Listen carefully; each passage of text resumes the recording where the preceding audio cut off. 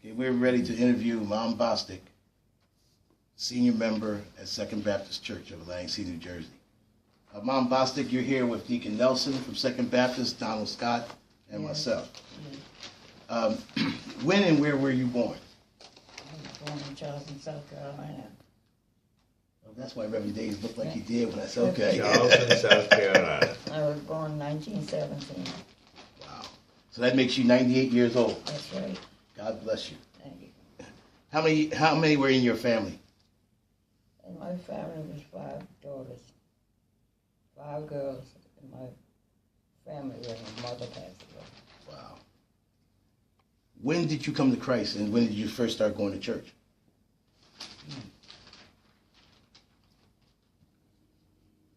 Were you influenced by your mom? Yeah, my mother was dead when I started going to church. Oh, really? Your mother died early? My mother died when I was 7 years old. Oh, wow. My grandmother came from New York and took care of us. All 5 of you? And she had one, so it was 6.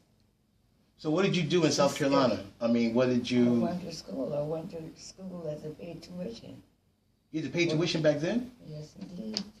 So you went to a private I school? went to Avery Institute. I had to pay tuition for 6 daughters, 6 girls. It was a private school. Wow. A private school. Way back then, huh? What... There's no old boy public. How did you back then, for African American going to a private school, I mean, what even influenced you to do that? What? To go to a private school? Most African Americans either went to a public school or didn't go to It school. was between my grandmother and my daddy, my father. Wow. And it's a private school. That's amazing. That's a beautiful thing. It My really is. grandmother was a seamstress. My father was the iceman driving the ice truck. Them days he had a big ice. My father drove the ice truck. So nice. With a Excellent. horse. Yeah. Right, on a hook, right. My Right. grandmother came from New York to help take care of us. And your father had the foresight and whatnot to send you guys to private school back. That's amazing, man. That's beautiful. My grandmother was a seamstress. She went to all white, rich people. Did all the sewing. She did sew all of our clothes. She didn't buy us clothes already made. She made all of our clothes. All 6. All Wow. 6. Now, when did you come to Atlantic City, and why did you come to Atlantic City? I came to Atlantic City because I met a guy and was supposed to get married. Okay. He was a waitress. We came here to work, to Atlantic City to work. I came afterwards, about a year afterwards. And did you join church when you came then, or No. I joined church about 6 years after. afterwards? Now, I have something for you. I was going over this with your son, and he thought it was kind of impressive.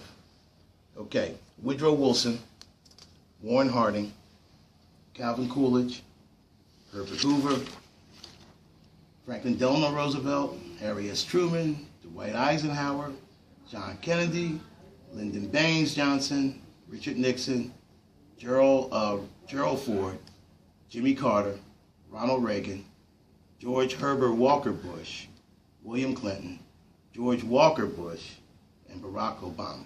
These are the presidents that you have lived and have experienced. Who's your favorite? How you doing? Why? Barack Obama. Why do you say that? Because Black. he was black, Mm-hmm. and I figured he was president. And we think he is a good president. But it's just amazing when I was looking over that. I said, taking your date of your birth and just seeing what presidents you have seen in your lifetime. It's amazing. Totally amazing. Things like, the things you've experienced in your life. Just like the Depression, Prohibition. The whole things that were happening in Chicago. What was that? What was that like? Oh, because we had shoes. We had to have tickets to get shoes. We couldn't buy shoes like you buy shoes here. You had to have a ticket? Yeah, you had to have a ticket to get shoes. Wow. Wow. And how about like for food and things like So that? that was okay, because my daddy gambler too. That's where he got. And then he worked, and then he gambled a lot. Mm-hmm. That's how he helped my Well, he was a grandmother good help. provider. Yeah. That's how he helped my grandmother take care of us. And we didn't want for nothing. Wow, that's amazing, Me man. and my father, my grandmother. 6 girls were taken care of. My grandmother brought them home. We had home that my grandmother brought. Now, I have a question to ask you as a sports-related question, okay? I know a lot, know the history of Jackie Robinson, Joe Louis, and whatnot. What was it like seeing these guys emerge, like seeing Jackie Robinson step on the baseball field for the first time when there had never been an African-American baseball player? Yeah, I know the story of Jackie Roosevelt, Robinson, and Branch Rickey, when he told him, if somebody smacks you on one cheek, and he told him, well, Mr. Rickey, I have 2 cheeks, I understand all that. What was it like living that, though? I mean, just being able to see Jackie Robinson play for the first time, or hear it on the radio, just, hear him take a baseball field for the first time, to see Joe Louis, or hear about Joe Louis knocking out Max Smelling, and how people would gather around to sit by the radio just to listen to it. The only thing I liked was basketball. Really? I played basketball in school. Where'd you play? Wait, hold up. Where did you play? I played basketball with 4 or 5 girls. We had one guy over us. Wow. So you were a b-ball player. Yeah. That's what I like, basketball. Wow. Yeah, it doesn't seem like you come from a normal black family back during those days. Really? I mean, you look like you didn't. I can understand that just from listening to you. When did you really find Christ for the first time in your life? I don't know. I'm 98 years old and I forget one. Was it after you chased that man? Oh, was it? Remember, his son's over there deep. You cornered him down here, maybe, I don't remember what year that was. Tell you the truth. But you were still a young lady. Yeah, I was still young. Yeah. And Pastor Cole baptized me. Reverend Cole's did. Reverend Cole. All right. The minister then Right. and baptized me. And I don't know many years ago. Was that the first church and the only church you belonged to since Really? you come here? That was after, do you remember anything with the fire? Yeah. After the fire, Yeah, I remember the that's fire. That's when I joined church.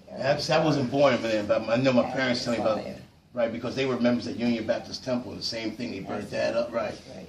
What happened? When you say after the fire, what actually happened? I mean, did they ever find out who burned the churches, or I mean, what? Well, I remember someone set a church on fire. They didn't know who it was.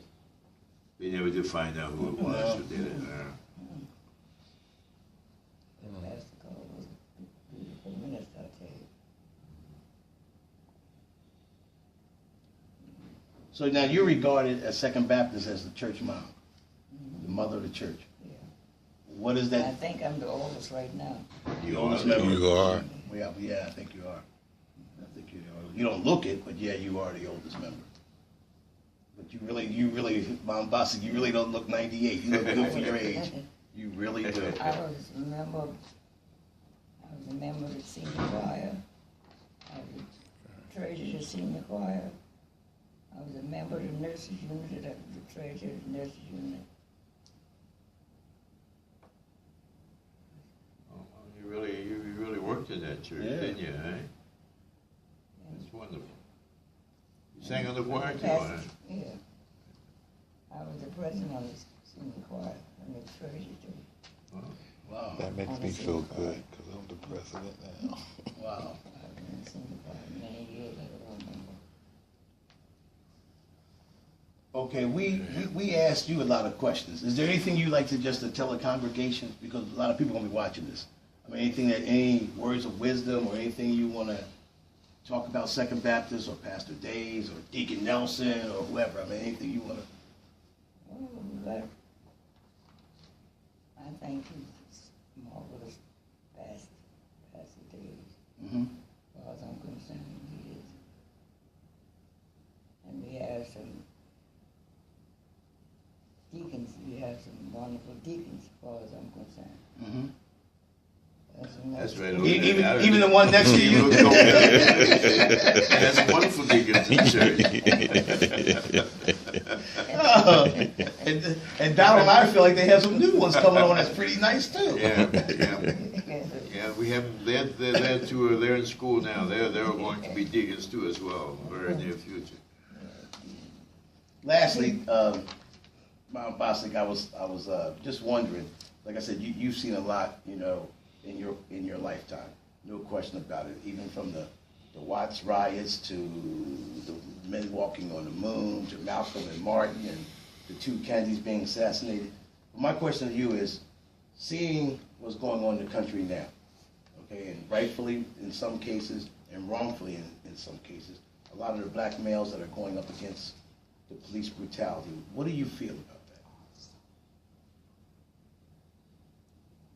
I think the wrong thing. I'm sorry? I think the wrong thing. Yeah. I don't know what to say about this place.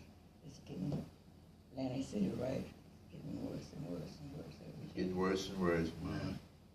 I don't know what to say about the people. Atlantic City. I think it's almost just as bad as Philadelphia and any other place. Mm-hmm. And I don't know what to say to do. Because these, especially these young kids, you can't tell them nothing. No. And I won't tell them nothing less than my family. Right. But you can't trust them. I think Atlantic City is becoming That's right. like a moron. Yeah. Mother Bostic, I have a question for you. If you do have a chance here, just to say something to the children out there, what would you say to them? First thing, I'd try to get them to go to church. Yeah. I think if you do that, everything else falls in line. Mm-hmm. Church is the thing for them. We all were raised that way. Yeah. You know, I mean, really, we couldn't go out and play on Sunday if we didn't go to Sunday school. They don't remember God. That's right. They don't remember God with the kids. And some of them, mother or parents, they don't have God either. Right, the parent, yeah. And the parents don't have it, how can they Most teach of it to the them kids? is the parents. It's always the parents. Deacon Nelson, you have any other questions? No, I really don't. I think this has been a wonderful event. Mom Bostic, I can't tell you how much we really appreciate letting us come and bother you for these minutes here. We learned a lot from you too. And we just want to tell you, God bless you. Keep coming to church on Sundays like you have been. And I think what this does too is, I know with me included, you hear Mom Bostic, okay, the mother of the church, but you really don't know who she is. Like, I shouldn't say you, I mean, I didn't know who you were. Really, I just knew you were later sitting on the left-hand side next to your son. I mean, you know, so, but now I know more about you. All I gotta say is God bless you, and you're a very wonderful person. So. You don't have to be chasing nobody. I'm going to be chasing you. Cut. Okay, I'm getting ready to cut it. All right, Mom. God bless you, sweetheart.